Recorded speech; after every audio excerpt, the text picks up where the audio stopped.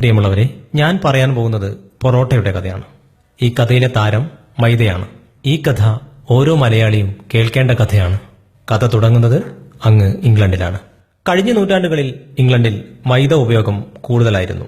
എന്നാൽ കാലം കഴിഞ്ഞപ്പോൾ അവരുടെ ആരോഗ്യം ക്ഷയിച്ചു തുടങ്ങി. കാരണം കണ്ടെത്തി വില്ലൻ മൈദ തന്നെ.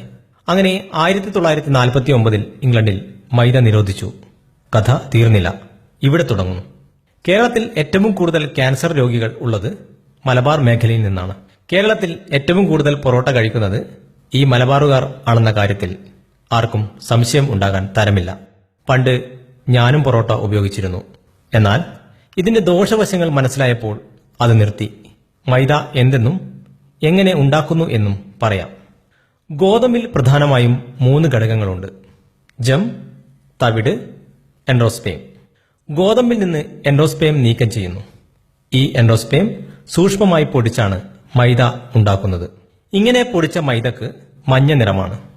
ഈ നിറം കളഞ്ഞ് വെള്ള നിറമാക്കാൻ ബെൻസോയിൽ പെറോക്സൈഡ് എന്ന രാസവസ്തു ഉപയോഗിക്കുന്നു. ഈ ബെൻസോയിൽ പെറോക്സൈഡ് ചൈനയിലും ഇംഗ്ലണ്ടിലും യൂറോപ്പിലും നിരോധിച്ച രാസവസ്തുവാണ്. മൈദ വളരെ മൃദുവാണ്. അതിനായി അലോക്സിൻ എന്ന രാസവസ്തു ഉപയോഗിക്കുന്നു. ഈ അലോക്സിൻ എലികളിലും ഗിനിപ്പന്നികളിലും ഉപയോഗിച്ചപ്പോൾ അവയുടെ പാൻക്രിയാസിലെ ബീറ്റാ കോശങ്ങൾ നശിച്ച് ഇൻസുലിന്റെ അളവ് കുറച്ച് പ്രമേഹം ഉണ്ടാകുന്നതായി കണ്ടെത്തി. ഈ പൊറോട്ട കഴിച്ചാൽ വിശപ്പ് ഉണ്ടാകില്ല അല്ലേ? എന്താകും കാരണം? ദഹിക്കില്ല.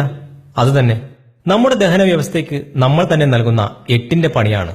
ഗോതമ്പിന്റെ വേസ്റ്റായ മൈദ അമേരിക്ക, ഇംഗ്ലണ്ട് തുടങ്ങിയ രാജ്യങ്ങൾ നമ്മുടെ ഭാരതം പോലുള്ള പട്ടിണി പാവങ്ങളുടെ നാടുകളിലേക്ക് കയറ്റുമതി ചെയ്ത് പണമുണ്ടാക്കുന്നു. നമ്മൾ അത് വാങ്ങി പൊറോട്ട ഉണ്ടാക്കി തിന്നുന്നു.